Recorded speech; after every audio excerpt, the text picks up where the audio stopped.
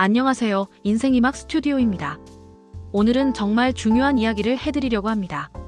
60세가 넘으면 누구나 한 번은 고민하게 되는 바로 마지막 집에 대한 이야기입니다. 여러분도 혹시 이런 생각 해보신 적 있으실 겁니다.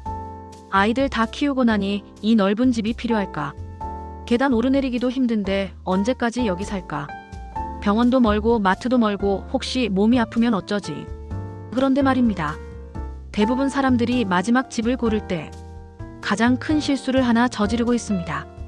오늘 끝까지 들어보시면 여러분이 정말 행복하게 늙을 수 있는 그런 곳을 찾는 비법을 알려드리겠습니다.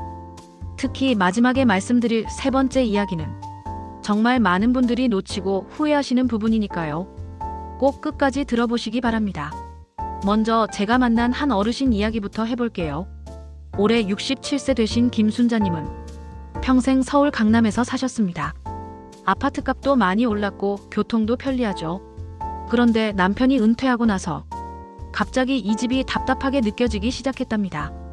엘리베이터 소리, 차 소리, 공사 소리, 밤낮 없이 들려오는 도시의 소음들이 나이 들수록 더 거슬리고 스트레스가 됐다고 해요.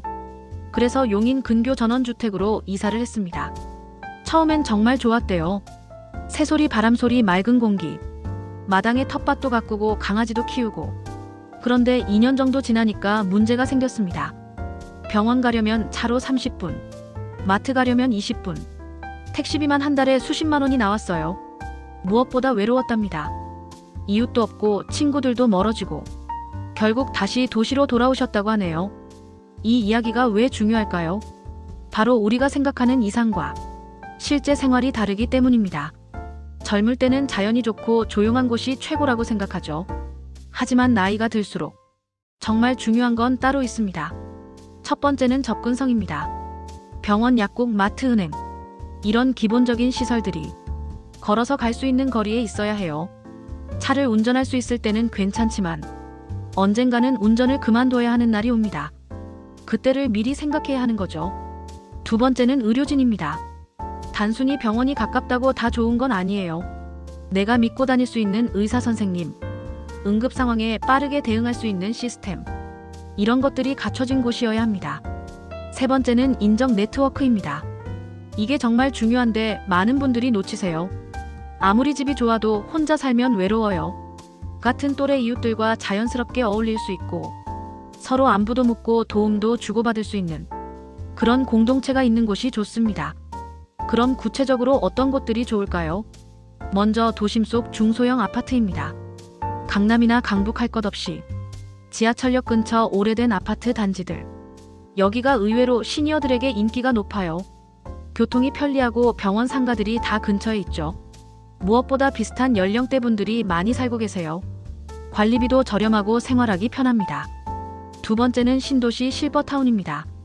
분당, 평촌, 일산 같은 일기 신도시나 판교, 광교 같은 이기 신도시 주변 실버타운들이 많이 생기고 있어요. 의료시설도 좋고 문화시설도 가깝고 무엇보다 또래분들과 함께 생활할 수 있어서 외로움을 덜 느낄 수 있습니다. 세 번째는 지방 중소도시입니다. 서울을 떠나는 게 부담스럽긴 하지만 대전, 대구, 부산 같은 광역시나 전주, 청주, 천안 같은 중소도시들, 생활비는 저렴하면서도 필요한 인프라는 다 갖춰져 있어요.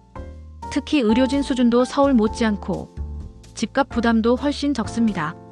그런데 여기서 정말 중요한 건 나만의 기준을 세우는 것입니다.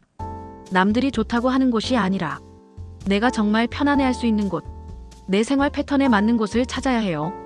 예를 들어 평생 도시에서 살던 분이 갑자기 시골로 가면 적응하기 어려워요. 반대로 시골에서 살던 분이 갑자기 아파트 생활을 하면 답답해하시죠. 자신의 성향을 먼저 파악해야 합니다. 또 하나 중요한 건 경제적 여건입니다. 집을 팔아서 이사를 한다면 남는 돈으로 생활비를 충당할 수 있는지, 월세나 관리비는 감당할 수 있는지 미리 꼼꼼히 계산해 봐야 해요.